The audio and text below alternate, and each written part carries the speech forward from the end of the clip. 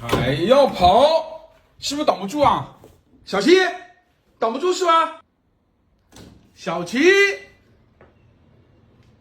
看今天出太阳，迫不及待嘛，又要出去玩嘛。这么好的太阳，我们这个兔子怎么可能会乖乖待在家里了？又要出去玩，跑哪里去？跑哪里去？哇，这个小七，你这个屁股要打肿了，屁股打肿了。